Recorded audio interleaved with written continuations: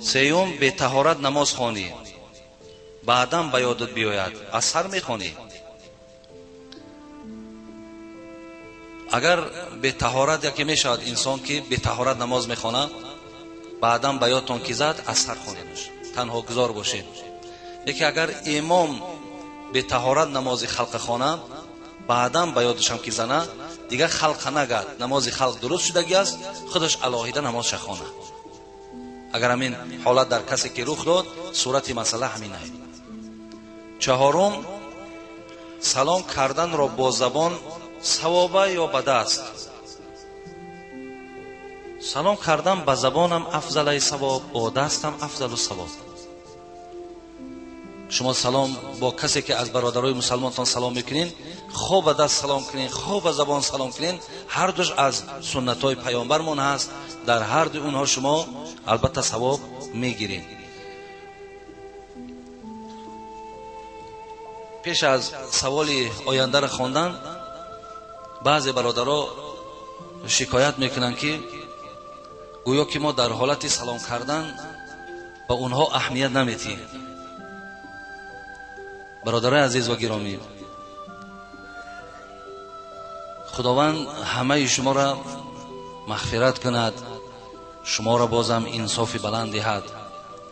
اگر شماها 4-5 هزار باشین، ما یک نفریم و سلام ما خو شناسی خو شناس نیستی، همون السلام علیکم و رحمت الله هست. اکنون من هر کدام ترا نازی خوبی فرزندات خوبه، هر کدام ترا دعا دادن و هر کدام ترا همین خیل گویم روبروی ایستاده و دقیقه و یا که وقتای زیاد صرف کردن ده، ما آدمیم برادری عزیز، ما هم خسته میشیم. ولی یک بار در جای ما مثال خودتون تصور کنید که خلق زیاد در بالاتون آمده برای سلام کردن، شما فکر نکنید که ما شما را یگان قسم ها خطی تقسیم کرده باشین. همه شما برادرای ما هستین، ولی هم یک سلامی که من با شما میکنم سلام علیکم، به همین تو کفایت کن. دیگر نگو که به من سلام نکرد، ما را پیسان نکرد، ما را اهمیت نداد. نه، ما تو را اهمیت دادیم، فقط تو را ممکن همون نیتی خود نیتی ناخوب باشه. برای بسیاری برادرها هم تا شکایت ها دارن. ما سلامون همون است برادر. بعضی وقت سلام هم نمیکنیم، السلام علیکم زبانم میکنیم میگذاریم.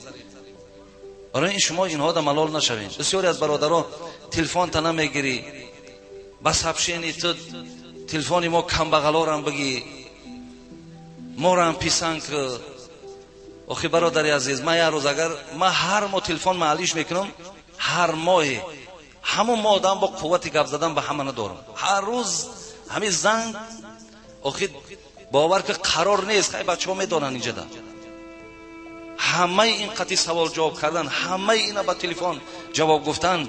برادری عزیز، این از قوت ما بیرون ای. شما خیلی فکر نکنین که ما تلفن ها را جدا میکنیم، از کی را گیریم از کی را نگیریم. از بسیاری همین شما هستین که من نمیشناسم تون، سوال هاتون را جواب گفتگی هستم، ولی 3-4 دقیقه هر کدام تو میگیرین. از کجا میخواه وقت میگو؟ برای من شما ملال نشین. تلفن تو نگرفتم، یک خیلی تلفن تا نمیگیرم تا 10 بار اینمی زنگ البته یکون مشغولیت ها، یک گپ یک خویم خبر تلفن بالای تلفن میبینید 10-15 تلفن یک رقم. خیلی هم شیدن در کار نیست، ما را فهمیدن در کار.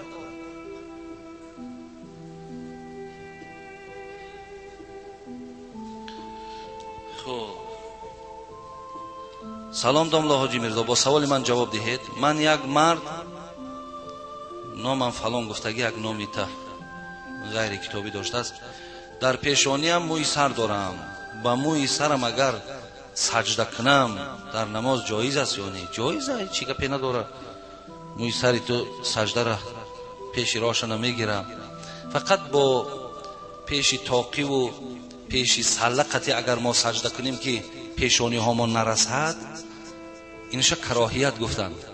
ولی موی سری که از ما مثال در پیشانی هامون هست، این با این موی سر که از جنس ما نفس ما های، با این سجده کردن یکون زلال خلال ندارد. موی سر کسی که دارد ندارد موی سر ماندن گناه نیست. من کان له شعر فلیکرمه، پیامبر گفتند کسی موی سر داره موی سرش تازه نگه داره، خوشرو نگه داره، با ترتیبش کند، یگان باکی یگان زلال زیانی ندارد. و او هم در حالت سجده اگر پیشانی دم که آمد در نماز شما یگان زلال و خلل پیدا نمیکند. خداوند همه شما را در حفظ امانش نگه دارد و همیشه خداوند شما را سربلند و تنصیحت نگه دارد. خب السلام علیکم و رحمت الله و برکاته. نوردن بابای حاجی خداوند شما را نگه دارد. و من یک گروه طالب علمان از شهرک گراوتی ناحیه جلیکول حالا در مسجد شما حضور داریم. از شما احتراماً خواهش میکنیم که برای ما دعا کنید که خداوند ما را عالمی با عمل گرداند. خدا قدمای شما در حسنات نویسد و شما را خداوند در آنچه که آموختین عمل کننده تان گرداند. آمین یا رب العالمین. خب حاجی عبدالصمد از شهر کراسنایارسک با برادرانش از شما دعا خواستند. حاجی عبدالقهار از کهنشهر در حق همسرش دعا گفتند. مهمانان از دهه گلزار قرغان تپه در مسجد حضور دارند، دعا گفتند. برادر خیرالدین از شهر قرغان تپه از شما دعا خواستند. برادر اعظم و سفرعلی از شما دعا خواستند که صاحب فرزند صالح شوند. در حق کسانی که در صندوق خیریه خیر کردند از دهه کارز جنازه آوردند. برادر شریف از شهر کلاب اکش از دنیا گذشته است. اپش باشد دعا کنید گفتند. خب برای طهارت خانه اینجا در یک برادر عزیز همین طهارت خانه ما کلان کردیم. یک بوچکه حجمش 10 تنه در کار کو کسی که باشد بیاین مصلحت میکنیم. مثال چیزی که هست نرخ نباش یک بوچکه 10 تنه باشد که همین آب برای طهارت خانه کفایت نمیکند. حاضر ما در پهلوش یک حجره کلان دیگر را بکشادیم. خدا خواهد اونجاش هم باز کمی کلانتر میشود داخلش. با بهبودی ها در داخل طهارت خانه میکنیم. به خاطر که قوق در تعمیر مسجد مشغول بودیم به طهارت خانه نرسیدیم. الحال که انشاءالله اینجا شکل حاضره در خاتمه یافتگی هست. طهارت خانه مون خوب کردن در کار. شما بسیاری این باز یگان جا آدرس دارین خبر دارین یک بوچکه 10 تنه اگر کدامید که یابین متریالش از چیزی که باشد بیاین مصلحت کنیم برادر عزیز و گرامی تا که همین کار ما هم تیزتر به انجام برسونیم. خدای مهربان همه اون بندگانی که الحال حاجت طلب کردند، دیگر برادرایی که اینجا هم از ما فرزندی صالح طلب کردند که دعا کنید که خداوند برای ما فرزندی صالح دهد. خدای مهربان همه اون بندگانی که اون خواهش و اون طلباتی که در دل دارند و در این مکتوب روان کردند، خدایا با فضل کرم تو دانا هستی برآورده بگردانی. خدای قدمات این مهمانای عزیز و این بنده های خدا در حسنات نویسی و با صحت و سلامت پروردگار را به خاندانشان رسانی. آمین یا رب العالمین. خوشاوند.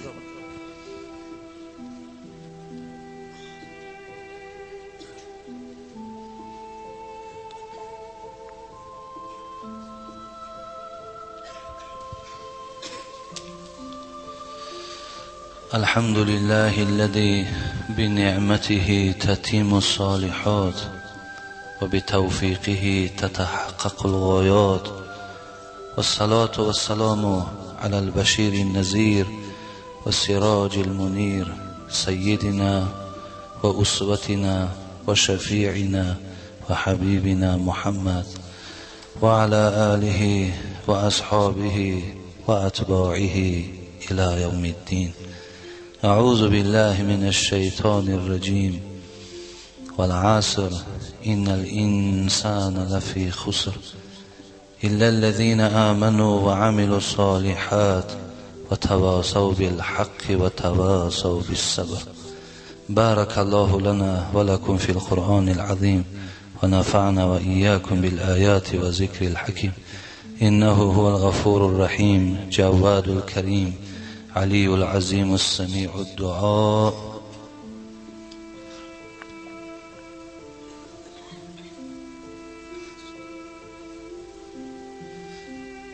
الحمد لله رب العالمين والعاقبة للمتقين، والصلاة والسلام على سيد الأولين والآخرين وعلى آله وأصحابه أجمعين. وارحمنا معهم واحشرنا معهم برحمتك يا أرحم الراحمين.